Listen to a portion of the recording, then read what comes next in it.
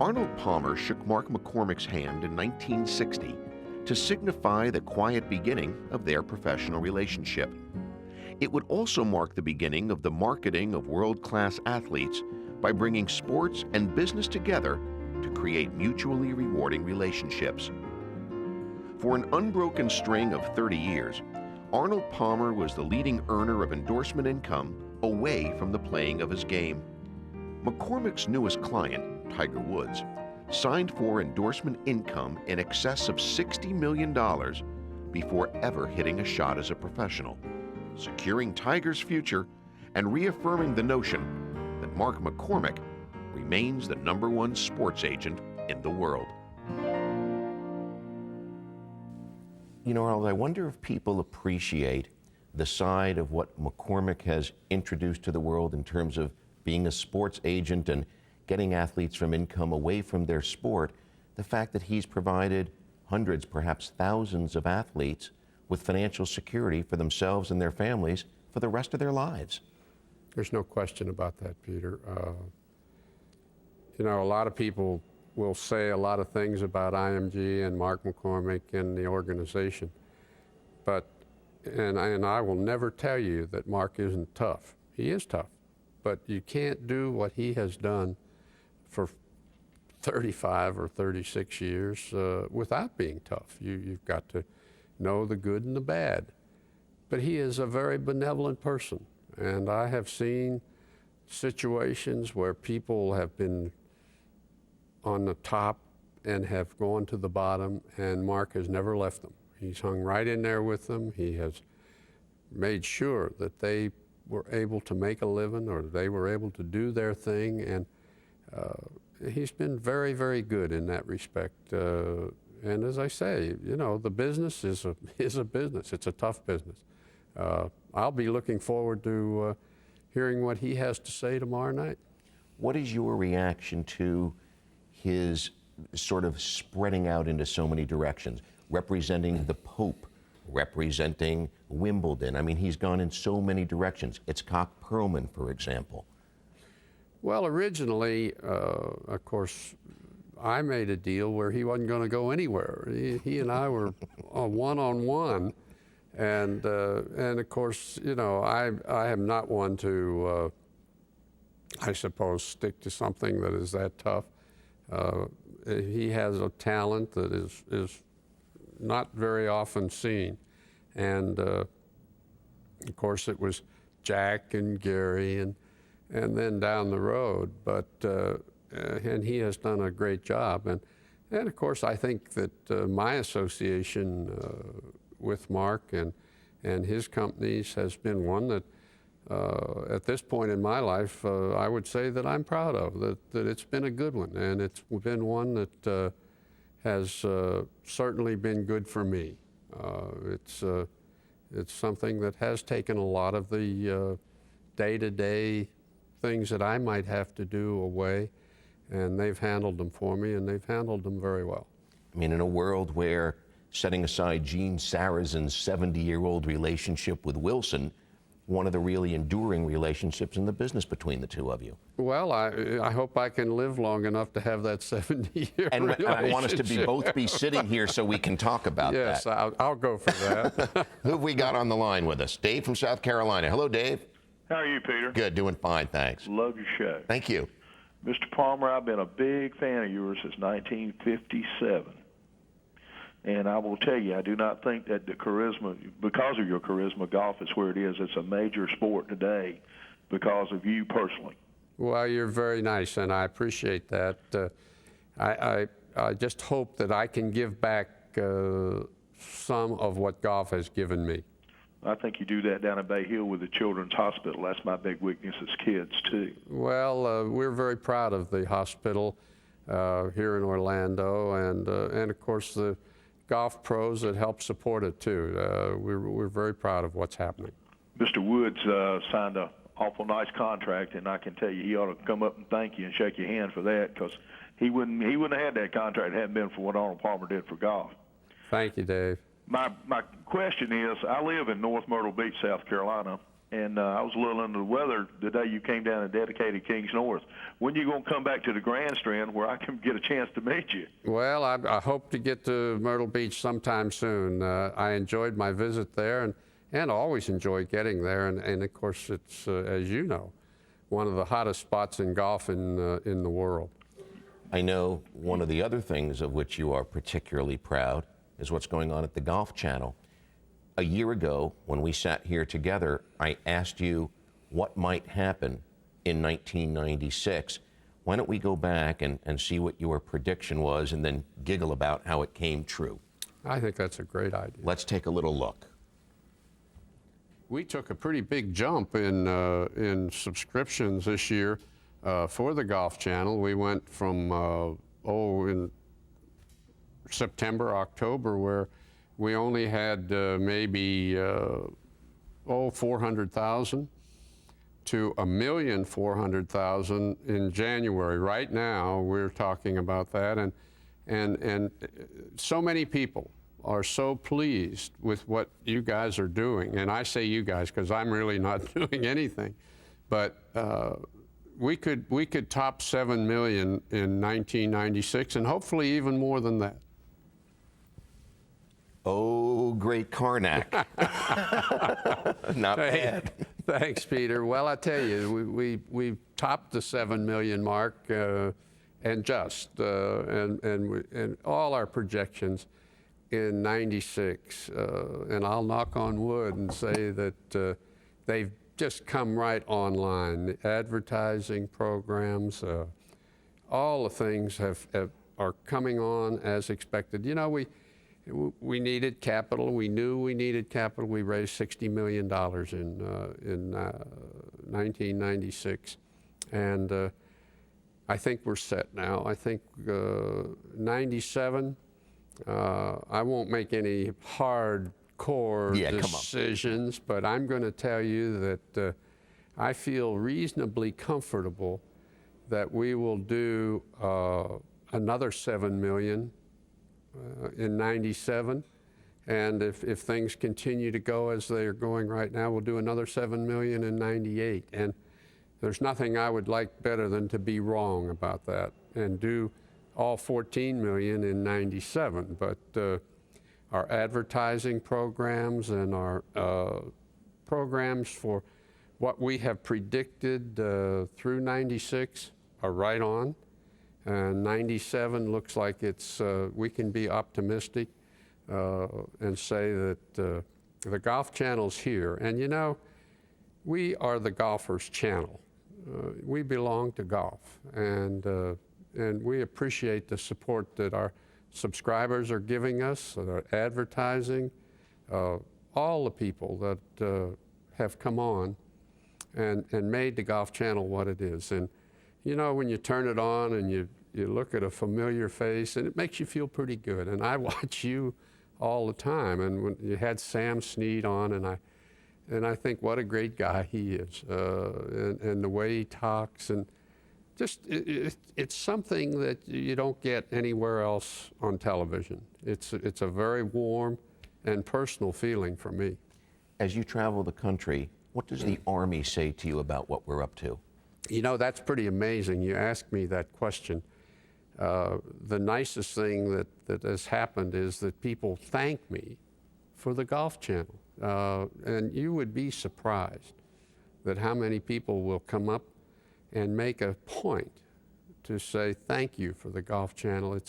Now, of course, I've had a few wives say, you know, my husband watches football now, the Golf Channel all the time, and of course, after I talk to them, they're really happy for it too. But it's gratifying to hear the remarks that I hear as I travel. Well, I like the idea of the 7 + 7 + 7. That's 21. That's a winning hand. We're going to take a short break. We will be right back with Arnold Palmer.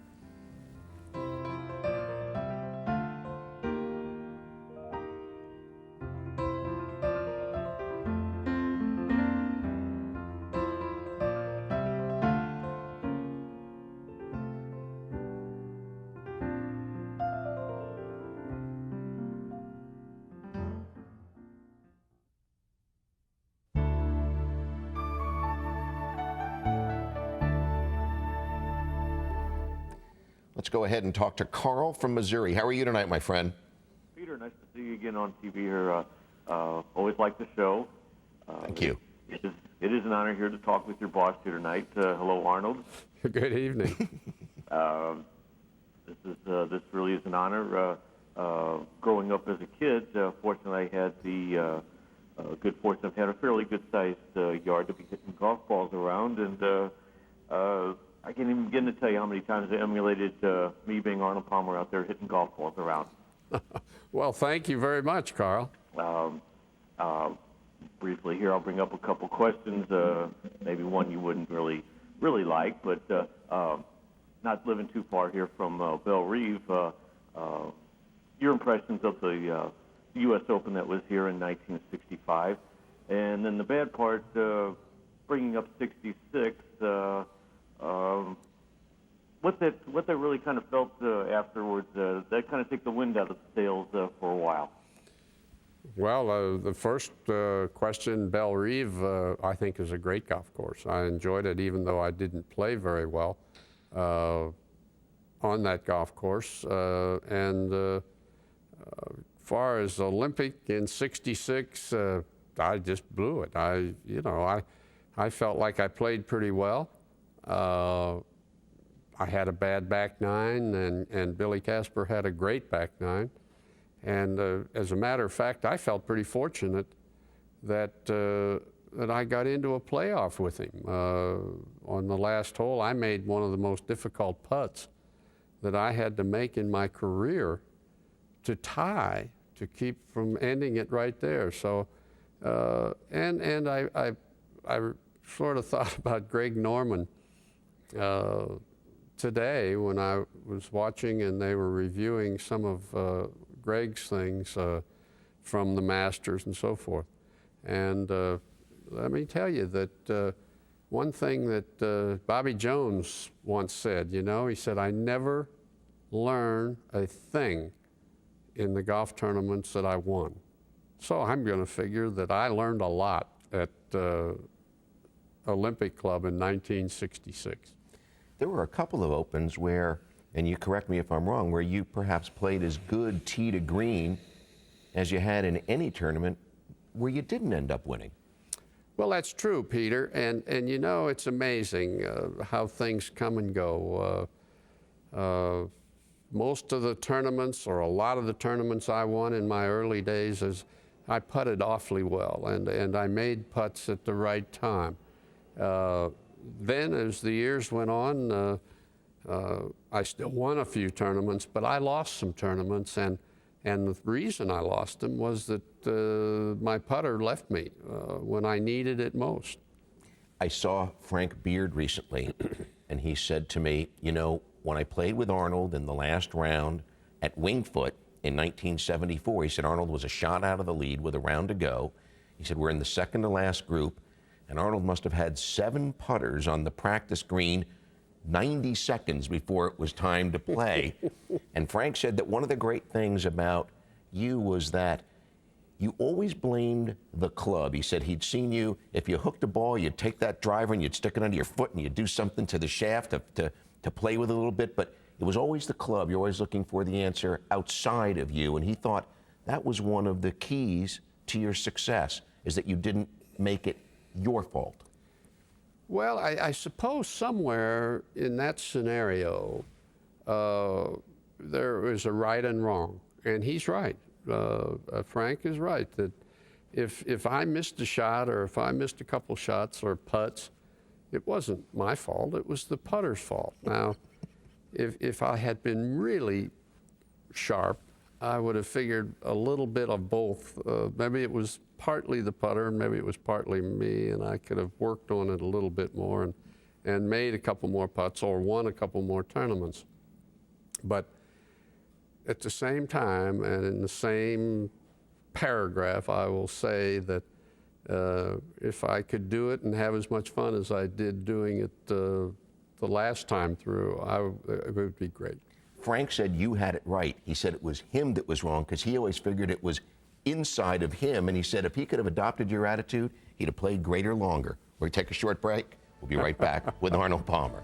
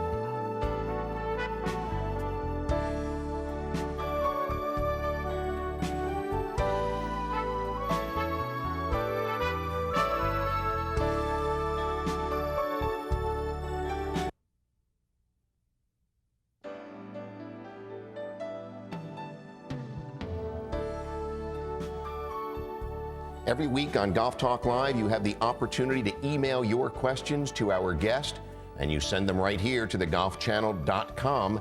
Our question for Arnold Palmer tonight from Charlie Floco from Richmond, Virginia. What memories do you have of the first time Arnie's Army was deployed? Well, that's a good question. It was at Augusta, and in the early days of Augusta, a lot of the volunteers were Army personnel from Fort Gordon, I believe, and they come out, they manned the scoreboards and helped with the galleries and so on, and that was the first time, and I guess it was probably, maybe the first time I ever saw it was about 56 or 7, and then in 58, it came on pretty strong, and they were holding signs up on the scoreboards, the Army guys that were taking their time off to work the Masters.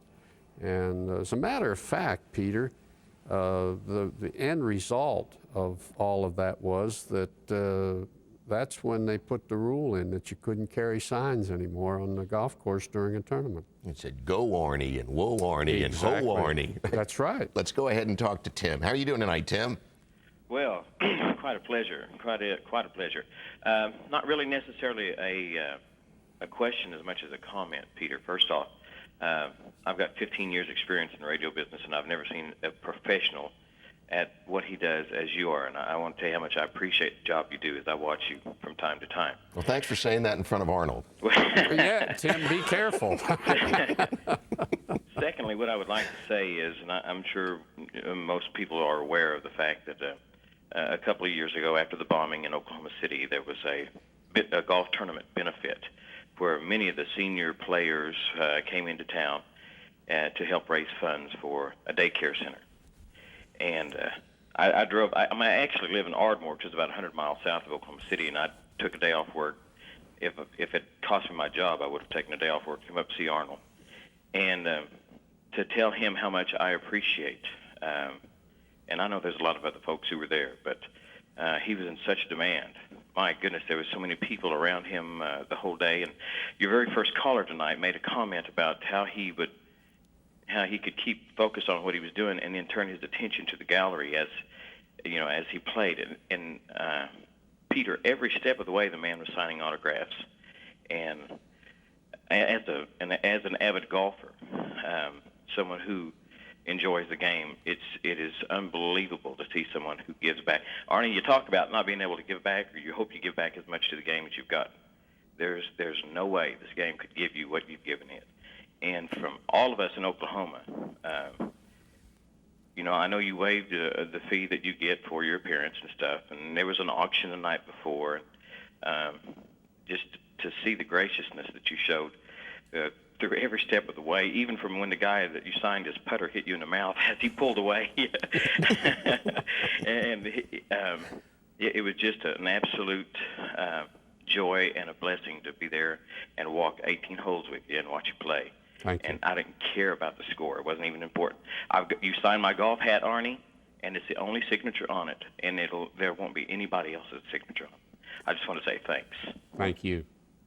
I think he's one of our new friends. We'll be right back with Arnold Palmer.